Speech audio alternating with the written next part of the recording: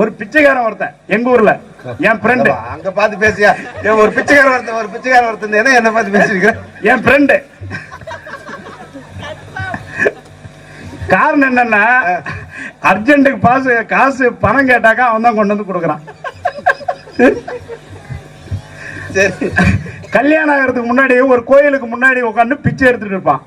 கல்யாணம் ஆகிறதுக்கு முன்னாடி நான் போயிட்டு சாமி கும்பிட்டு வெளியே வந்தேன்னா 50 ரூபா போடுவான் அவன் தட்டுல. தாராள மனசு. ஆமா. அப்புறம் கல்யாணம் ஆச்சு 30 ரூபா போடுவேன். அப்படியே என்ன மேல கீழே பார்த்தா 50 ரூபா போட்டவன் இன்னைக்கு 30 ரூபா போடுறானேன்ட்டு. அப்புறம் என் பையன் பிறந்தான். அடுத்து பார்த்தாக்க 10 ரூபா போட்டேன். உன் போக்கே சரியில்லையேன்னா. அப்புறம் எங்க பொண்ணு பிறந்தது 5 ரூபா போட ஆரம்பிச்சேன். இல்லையான்ட்டான்.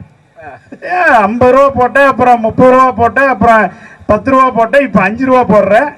உன் போக்கே சரியில்லையே என்ன பண்ற அப்படின்னு. அதுக்கு நான் சொன்னேன், இல்லப்பா கல்யாணம் ஆகிறதுக்கு முன்னாடி எனக்கு செலவு கொஞ்சம் கம்மியா இருந்தது, அதனால 50 ரூபா போட்டேன்.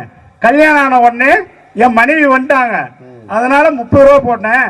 என் பையன் பிறந்துட்டான், செலவு அதிகமாயிடுச்சு, 10 ரூபா போட்டேன். என் பொண்ணு பிறந்துட்டா, செலவு இன்னும் அதிகமாயிடுச்சு, அதனால 5 ரூபா போட்டேன்னு. அதுக்கு அவன் சொன்னான், ஆக மொத்தம் என் வருமானத்துலதான் உன் குடும்பம் ஓடுதுன்னா.